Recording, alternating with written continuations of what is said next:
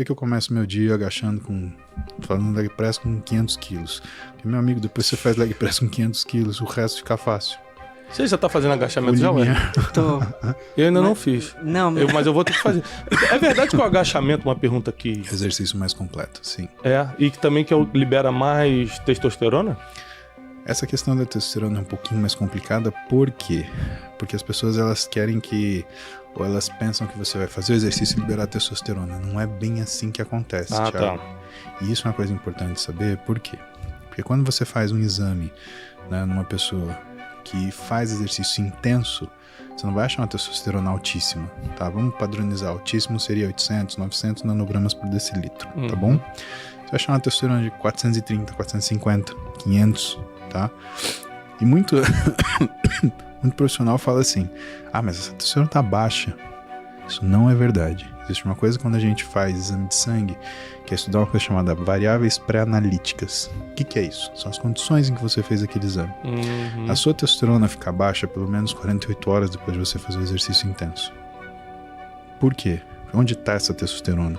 Ela não está no sangue para você colher e avaliar o nível dela. Ela está no músculo fazendo efeito dela. E como que você mede do músculo? Você tem que tirar um pedaço do músculo. Você não vai fazer isso porque não tem sentido.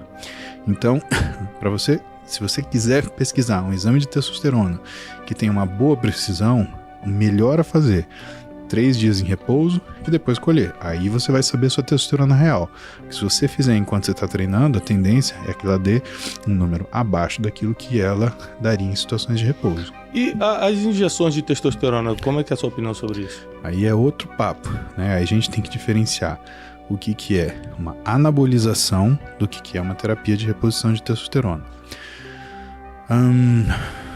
Falando delicadamente, existe o uso de uma forma eufemística de você fazer a anabolização das pessoas, que é quem fala, que faz, não, eu faço reposição de testosterona. Tá, mas quantos anos você tem? 35. Não, então você faz a anabolização. Reposição de testosterona acontece ou num paciente que tem uma coisa chamada hipogonadismo hipergonadotrófico, ou seja, quando falhou o testículo, não interessa o que aconteça, ele não é mais capaz de produzir testosterona, ou quando ele tem uma situação que por conta de trauma, de tumor, ele seja incapaz de produzir testosterona. Aí você faz uma terapia de reposição hormonal, uma terapia de reposição de testosterona. A segunda situação, ela pode acontecer em qualquer fase da vida, trauma, tumor. Agora, a queda na produção hormonal, ela acontece dessa forma como hipergonadotrófica, ou seja, o cérebro manda o testículo produzir testosterona e ele não produz. Quando você está acima dos 65 anos de idade. Mas que causas que os homens teriam baixa testosterona mais jovens? Causas relacionadas a que são os hábitos diários. O que é o que mais faz baixar testosterona? Em primeiro lugar, disrupção do sono. Se você acorda mais de 2 vezes à noite, se você dorme menos do que 6 a 7 horas por noite, sua testosterona será baixa. Outra causa, questão da alimentação. A testosterona, para ser produzida, ela depende de um hormônio que a gordura produz chamado leptina. E a leptina só é produzida de forma normal quando você se alimenta. E entenda, nem quando você se alimenta de mais, nem de menos. Por quê? Se você se alimenta de menos, uma insuficiência de caloria, você tem uma condição em que essa gordura não vai produzir leptina suficiente. Agora, se você se alimenta demais, se você come demais, você libera tanta leptina que você leva a uma resistência à leptina. Como isso acontece? Leptina e insulina são hormônios que ativam receptores celulares. O que torna um hormônio é que ele é capaz de agir numa célula à distância. Então você produz insulina no pâncreas e ele age desde o seu neurônio até a sua célula muscular. Só que quando você produz leptina ou insulina, e insulina principalmente, você produz uma molécula chamada SOX3. E essa molécula é para contrarregular altos efeitos da insulina.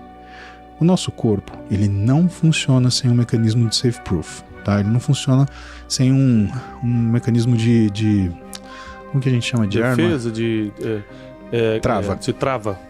Ele sempre tem um mecanismo de trava. Então, quando a gente começa a liberar muita insulina, o corpo libera SOX3 junto. Por quê? Porque enquanto a insulina está agindo no receptor de insulina, essa molécula está agindo nesse mesmo receptor, diminuindo a ação do hormônio. Por quê? Porque se essa insulina funcionar rápido demais, você faz uma hipoglicemia, você pode morrer. Então isso é fisiológico, tá? Só que a gente não, não pode morrer de resistência à insulina. Então o que o nosso organismo faz? Conforme você está errando o seu padrão alimentar, ele começa a produzir cada vez mais insulina e cada vez mais SOX3. Até uma hora que você tem 1 kg de insulina rolando, mas ela não faz efeito. Por quê? Porque tem SOX3 bloqueando a sua função. Problema. A SOX3, como ela atinge receptor tipo tirosina quinase, ele também inibe a função da leptina. E no nosso hipotálamo, o que é o nosso hipotálamo? O hipotálamo é a sua esposa, é o que controla tudo. Né? Então... Eu vou falar com a Janine, esse é o meu hipotálamo. Ela vai gostar, é uma piada inteligente. Então, como a gente tem essa parte no cérebro hipotálamo que ele recebe todas as aferências. O que é isso? Né? Então, temperatura, pressão, horário do dia, luminosidade, cheiro. Isso é uma mensagem para o hipotálamo. O hipotálamo ele traduz isso e transforma numa ação de uma resposta hormonal. Para quem? Para a hipófise. E aí a hipófise produz os liberadores de hormônio. No caso da produção de testosterona, a gente chama as gonadotrofinas, tá?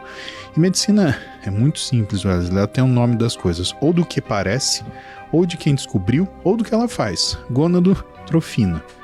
Gônadas, testículos. Trofinas, alimentadores. Então, alimentadores dos testículos ou dos ovários. Mas de onde que vem essa palavra? É latim? Vem do latim? Latim, tá? Tá vendo como eu sou conhecedor, né, gente? Tudo medicina vem de latim e grego, né? Herança de Hipócrates aí, fala. Tem algum exemplo de alimento que vai abaixar a sua testosterona? Qualquer alimento em excesso. Quando você tem um excesso de caloria, o que acontece? Você gera resistência à insulina. A resistência à insulina gera uma resistência à leptina. A leptina não é percebida pelo hipotálamo e o hipotálamo ele deixa de produzir hormônios liberadores de hormônios.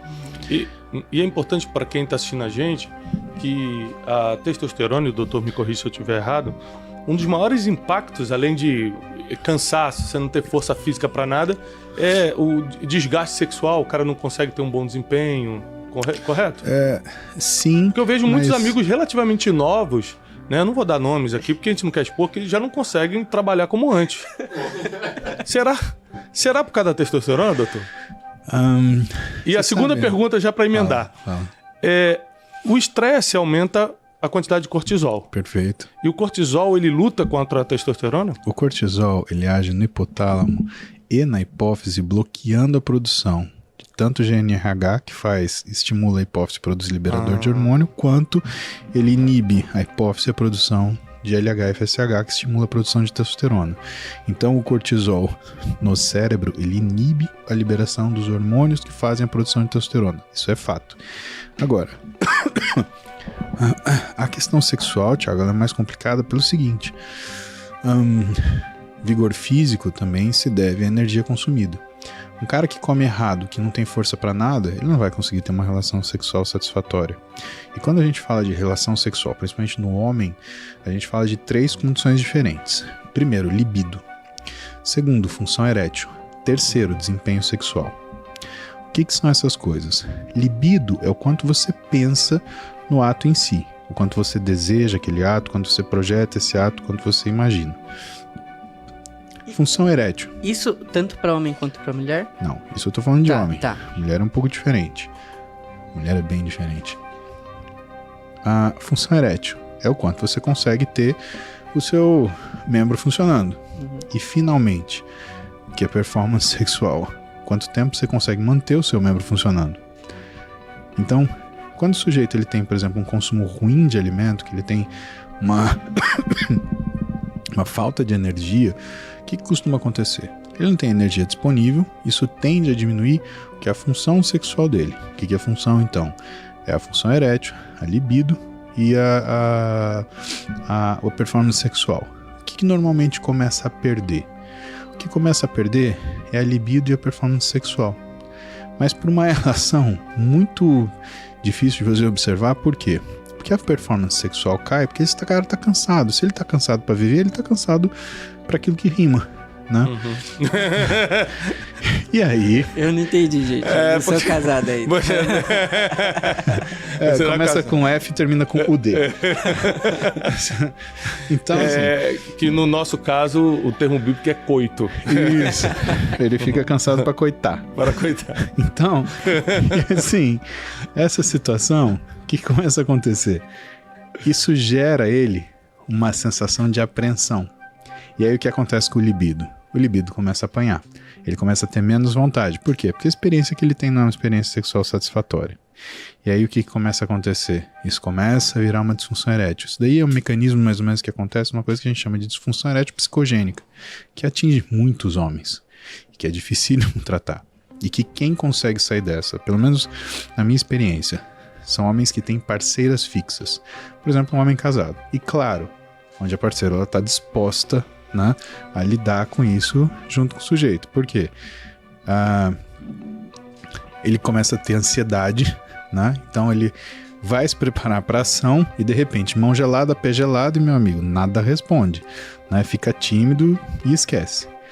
E aí, o que é o mecanismo? O que é o processo curativo? É uma pessoa que a mulher dele já conhece ele bem, já tá com ele faz tempo, então deita na cama, começa a conversar, papo vai, papo vem, de repente fica gostosinho, relaxa, pum, acontece.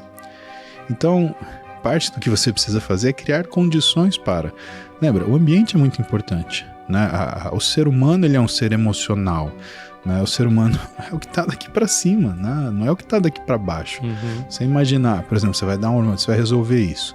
Todos os androgênios, né? Testosterona e seus derivados, eles são pró-ansiogênicos, né? Eles aumentam a ansiedade. Você imagina um cara que está ansioso, você dá uma coisa que aumenta a ansiedade, como você acha que ele vai ficar?